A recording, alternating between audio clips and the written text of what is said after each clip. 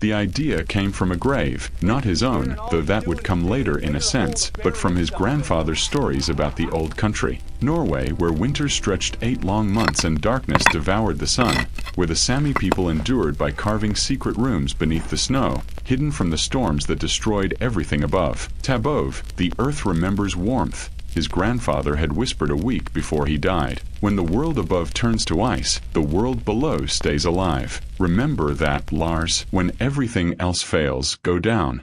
Lebov, down. Ars Hagen was 19 years old when those words saved his life. And not just his. Down his. Wisconsin, October 1891. This, 1891. The town of Millbrook. 1891, Millbrook held one firm opinion about Lars Hagen, forged from 17 generations of Norwegian stubbornness colliding with American pragmatism. Millbrook pragmatism. The boy's building something under his cabin, reported Samuel Garrett, whose farm lay next to Lars's modest homestead. I've seen him hauling buckets of dirt out the front door, dozens of them. A pragmatism. Them. Root cellar, suggested Martha Holloway, proprietor of the boarding house and self-appointed expert on all household matters. Every sensible person has a root cellar. Them. Cellar. That's what I thought, Samuel replied. So I asked him. He shook his head. He says it's a winter room. Says he's cellar. He says he'll live in it when the cold comes.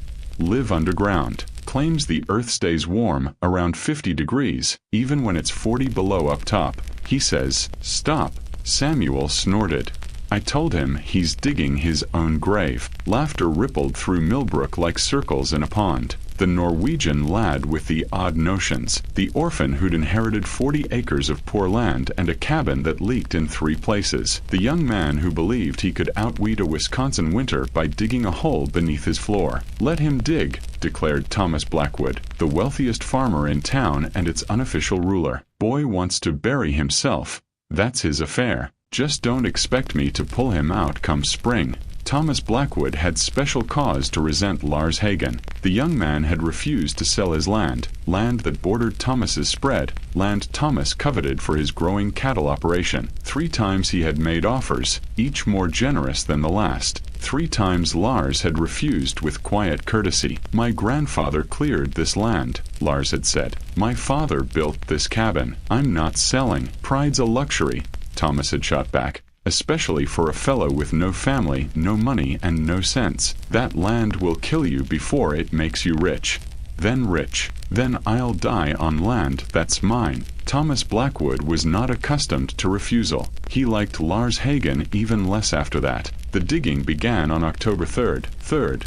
Lars had planned it for months, sketching designs by candlelight, calculating measurements, and listing every material he would need. The underground room would measure 8 feet by 10, small, but sufficient for survival. It would sit 6 feet beneath the cabin floor, deep enough for the earth's steady warmth to defy even the fiercest cold. Brick walls, wooden stairs, a ventilation shaft disguised as a second chimney, and shelves to hold 3 months' worth of supplies. Above all, it would be invisible. That was the heart of the design. The trapdoor would be crafted from the same planks as the cabin floor, fitted so perfectly that no one would suspect its existence. No visible seams, no handles, only smooth boards concealing the refuge below. Why hide it? Asked his neighbor's daughter. Sarah Garrett was 15, bright-eyed and curious, and the only soul in Millbrook who did not consider Lars mad. If it works, she pressed, wouldn't you want everyone to know? If it works, Lars answered, I'll tell the whole world. But if people know now, they'll try to stop me. They'll call it dangerous, a waste of time. And if I fail, they'll never let me forget it. And if you succeed, Lars smiled, then I'll be the warmest man in Wisconsin. Sarah laughed at that, and something deep in Lars's chest warmed in a way that had nothing to do with underground heat. The first week was the hardest. Lars began by prying up a section of floorboards toward the back of the cabin, a rectangle 6 feet by 8, wide enough for stairs and the trapdoor. The boards lifted easily. His father had laid them 15 years earlier, and time had loosened their grip, but the soil beneath was unforgiving. Wisconsin clay was dense and iron-hard, compacted by centuries of glacial weight. Lars's pickaxe rebounded as if striking rock. His shovel blade bent by the third day. His hands blistered on the first, bled on the second, and by the fourth the pain dulled beneath thick calluses that shielded the raw skin below. Swing, pry, scoop, and dump became his rhythm. Every day, for motions are repeated 1,000 times. He carried the buckets of dirt through the cabin and out the front door, emptying them onto an ever-growing pile. Odin, his shepherd mix dog, kept an eye on things from the untouched area of the floor. After being saved as a starving puppy from a collapsed barn, Odin had been Lars's friend for 3 years and had become used to his human strange endeavors. He was always close by and observed the excavation with patient curiosity, occasionally barking encouragement. During breaks, Lars would scratch behind Odin's ears and say, "Good boy. We're making progress." Odin pounded the floorboards with his tail. He recognized the bond, but he didn't understand the goal. That was sufficient. On the 12th day, Thomas Blackwood showed up. Instead of knocking, he just pushed open the cabin door and strode inside, stopping suddenly when he saw the enormous hole in the floor. "Oh my God," Thomas exhaled. "In reality, you're doing it. Excavating a tomb beneath your own home." Lars continued to work. "Mr. Blackwood, it's not a grave. It's a room for winter. I think it looks like a grave. You're about 6 feet deep." Thomas looked down into the pit as he circled the opening. Lars had grown to almost 5 feet. The walls were sheer and smooth clay. "When it collapses, what happens?" Thomas inquired. "When everything collapses while you're down there?" "I'm using brick to line it. Similar to a cellar or well. Brick is expensive. Money that you don't possess. I have been putting money aside. 3 years. 5. Thomas gave a headshake. "I gave you more than a fair price for this land, boy. You could take that money, relocate to a more civilized area, and start over. Rather, you are excavating a hole in your floor like a Norwegian," Lars said in a low voice. Thomas's face flushed. "I was going to act foolishly.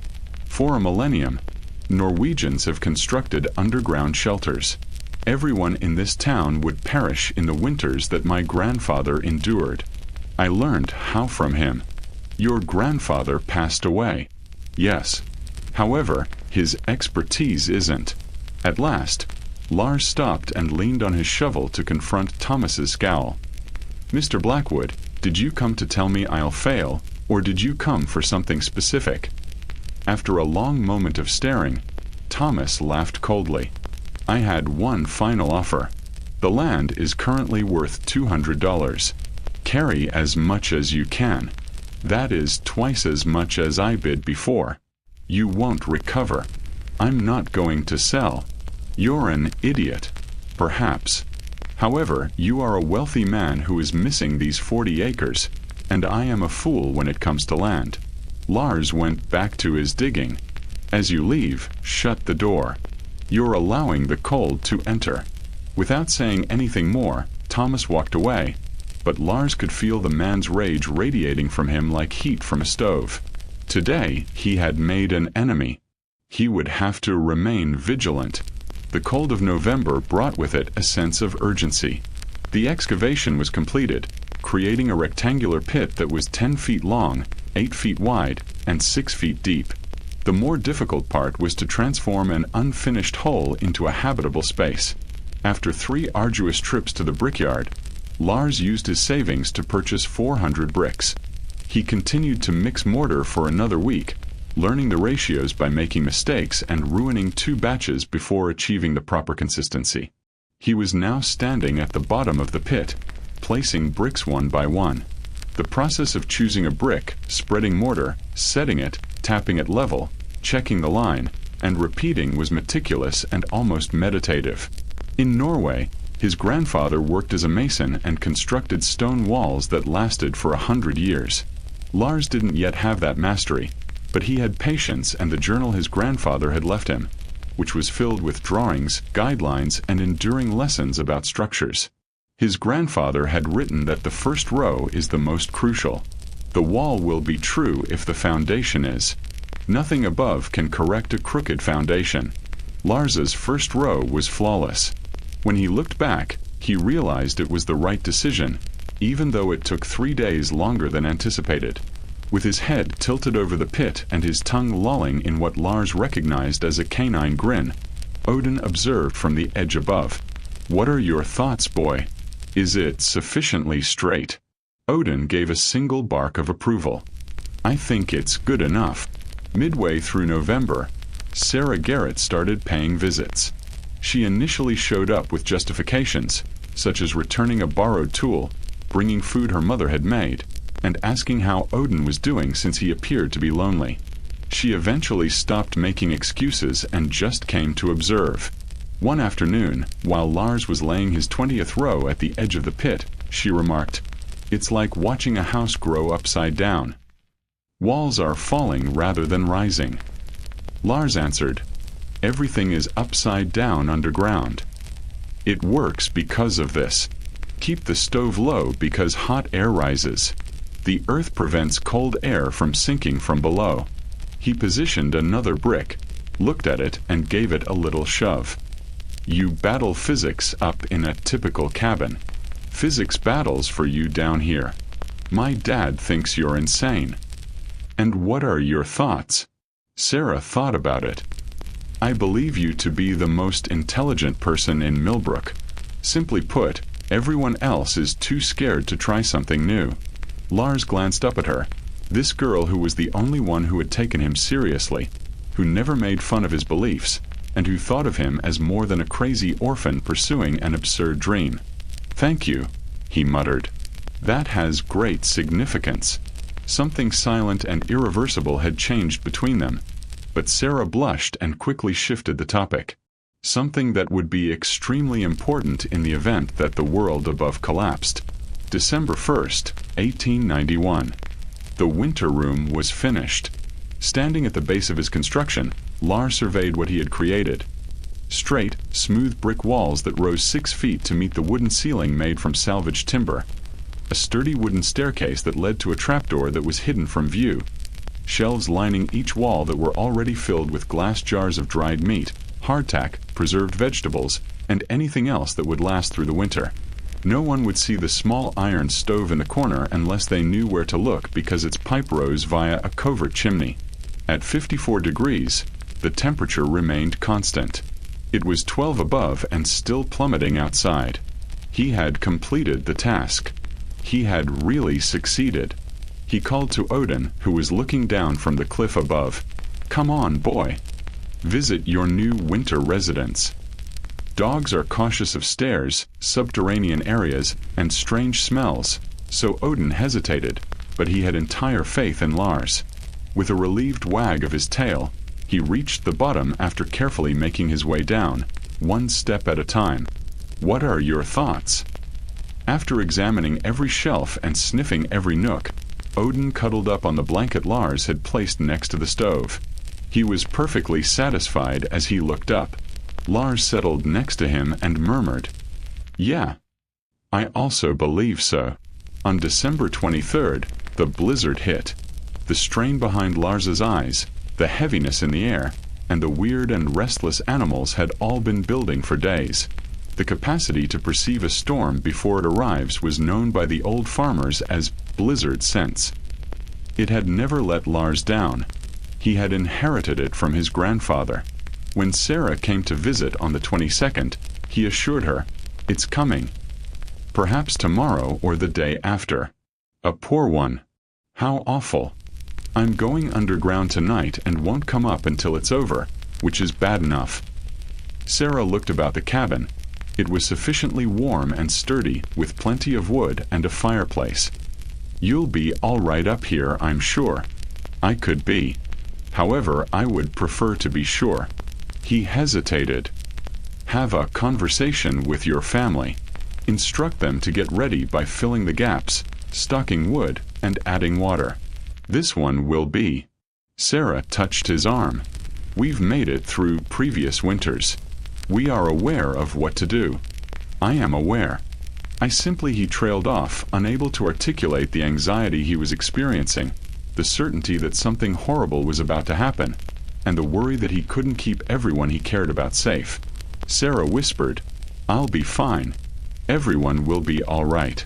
And I'll visit your underground fortress to see how you're doing after the storm."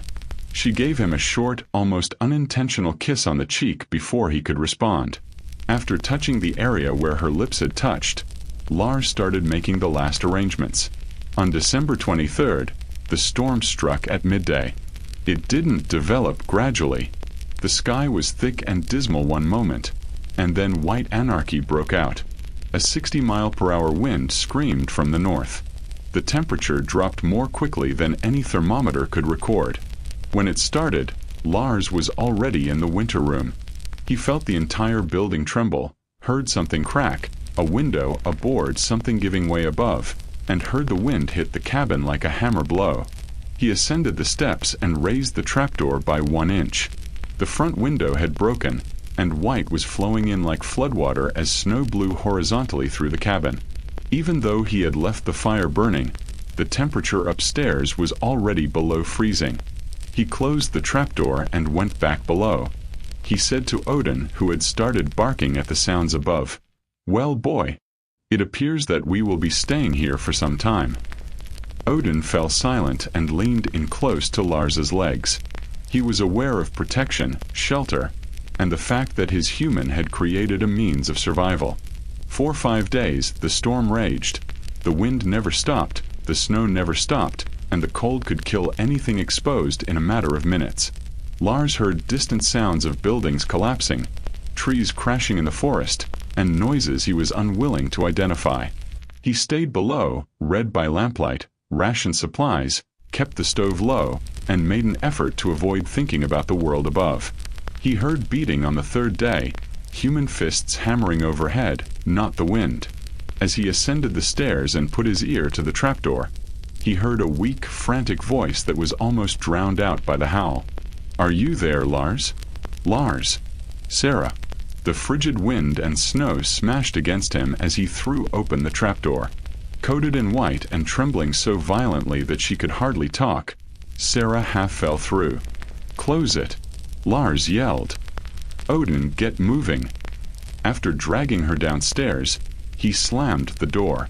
In those few seconds, a little layer of snow had fallen onto the steps, but they were sealed once again. Secure. "Look at me, Sarah." He took hold of her shoulders and made her look at him. "What took place?" She spoke in broken shivers, her lips blue. "The house fell apart. Too much snow on the roof. Father, you're stuck. Mother, the kids. Where are they?" To find shelter, I ran ahead. The trapdoor trembled beneath new pounding. More than one person now, before Lars could respond. Climbing back up, he flung it open and saw Samuel Garrett in the whirling white, holding 2 young children and his wife with a 3rd. Samuel replied, his voice scarcely audible above the wind. "Please, please, there is nowhere. Enter right now. Everyone is inside." 1 man and a dog had been accommodated in the winter room. 9 individuals were in the winter room by midnight on the 3rd day. The Hendersons from the nearby farm to the east, who had seen the Garretts struggling through the storm and followed them to safety, joined the Garretts, Samuel, his wife Martha, and their 3 youngest children. Since coming, Lars, Odin, and Sarah had been at his side. A room designed for 1 guy and a dog was packed with 9 people. They sat side by side, slept in shifts, and shared meals that were only meant for 1 person. The temperature remained constant at 52 degrees, but the air became heavier in spite of the ventilation shaft, and the walls felt closer every hour. It was 40 degrees below zero outside. If anyone could have measured it, the wind chill was close to 70 degrees below. It was a brutal cold that killed people in less than an hour and froze flesh in minutes. 9 people managed to survive within Lars's secret room. While the others slept on the 4th night, Samuel had a quiet conversation with Lars in the corner. He questioned, How did you know? How did you figure out how to construct this? My grandfather, Lars replied. He endured harsher winters in Norway than this one. He showed me that even when the air tries to kill you, the soil remains warm. Samuel's voice broke as he said, I called you crazy. I made fun of you. You were digging your own grave. You told the entire community. I recall. I apologize. I'm very sorry. My kids were saved by you. We were all saved by you. You were unaware, Lars said. No one did. He gazed at the little stove that had prevented the end of the world, the brick walls and the packed shelves. In all honesty, neither did I. I merely hoped. Samuel wiped his eyes and muttered, Hope doesn't lay bricks. Hope doesn't fill shelves or dig chambers. This is what you did. My children will survive because of you. Lars just nodded and let the quiet respond because he was at a loss for words. On December 28th, the storm finally started. Lars was the first to ascend the steps, open the trapdoor, and enter a transformed world. In some spots, the snow had drifted 20 feet high. His cabin was partially destroyed. The fireplace was hidden beneath a mound of white, the windows were gone, and the roof had partially collapsed. However, the trapdoor had remained unobstructed, saved by an odd combination of design and wind that he would never fully comprehend but would always be grateful for. The air was still 15 degrees below, and the sun shone brightly in an unfathomably azure sky. One by one, he assisted the others, starting with the kids who were blinking in the light, then the adults, and lastly Sarah, who grasped his hand as she came out and refused to let go. She declared, It's over. Lars looked at the buried area that would take weeks to unearth and said, Yeah, it's finished. However, it wasn't really over. It was just getting started. 23 people were killed, 14 buildings had collapsed, and livestock losses would bankrupt half of the county's farmers. The town of Millbrook lay in ruins. Millbrook had taken the full brunt of the worst blizzard Wisconsin has ever experienced. The biggest and strongest house in town, owned by Thomas Blackwood, was still standing, but his barns had collapsed, taking 40 livestock with them. His attitude was worse, and his losses were devastating. When he saw Lars assisting with cleanup, he growled, You and your hole underground. You reportedly concealed 9 people while the rest of us were on the verge of death. You're correct. Why didn't you alert the community? Why didn't you force us to pay attention? I informed Sarah, Lars responded composedly. I requested that she inform everyone. Sarah, Garrett. A girl's statement goes against common sense. Thomas moved in closer, his face flushed with embarrassment, anguish, and anger. You need to have visited the city on your own. Made us listen to you. Rather, you simply hid and allowed us to suffer. Lars retorted, No one wanted my help. Mr. Blackwood, you labeled me crazy. Claimed that I was excavating my own grave. Everyone chuckled. You're upset that I didn't protect you from a storm that you didn't prepare for.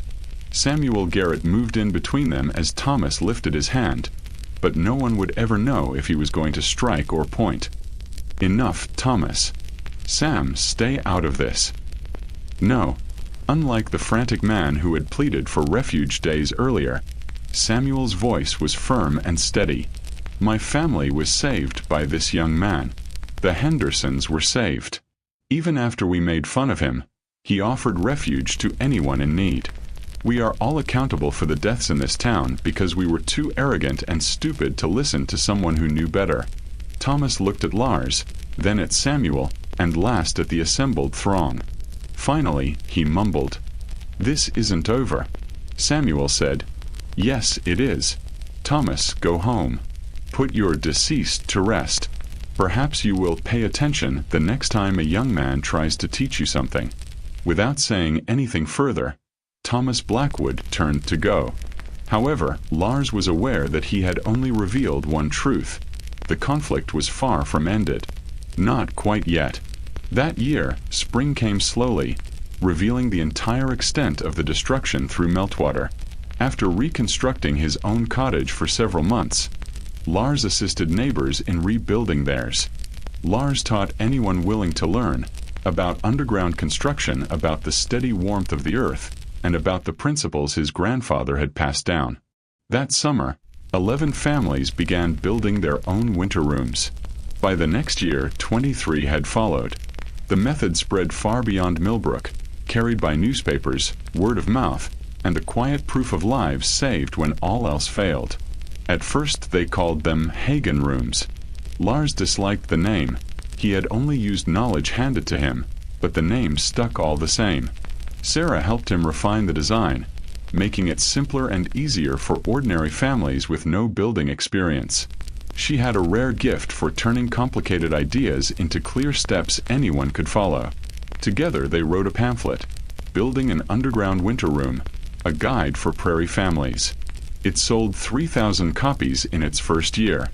Thomas Blackwood never apologized, but he did build a winter room beneath his new barn, for the animals, he claimed. When Lars saw it, he noted it was large enough for at least 20 people. He said nothing.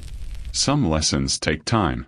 Lars Hagen married Sarah Garrett in 1894, in a simple ceremony held above the winter room that had drawn them together. They raised 4 children in the cabin his father had built, now expanded to fit a growing family. Each child learned to lay brick before they could read and learned the secrets of underground shelter the way other children learned rhymes. Odin died in 1901 at the age of 13. Lars buried him in the yard beneath a stone that read, Odin, faithful companion.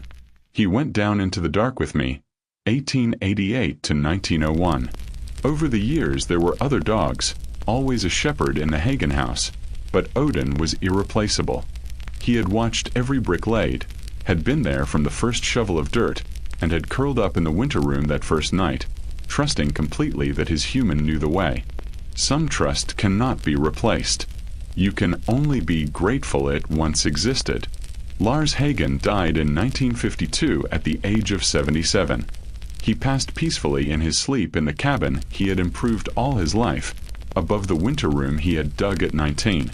Sarah had gone 2 years earlier.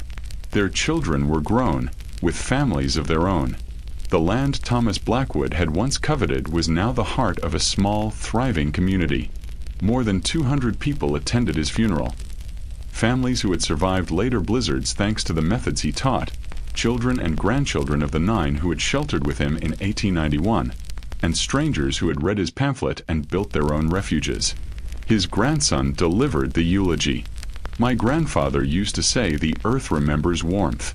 He learned that from his own grandfather in Norway more than 100 years ago.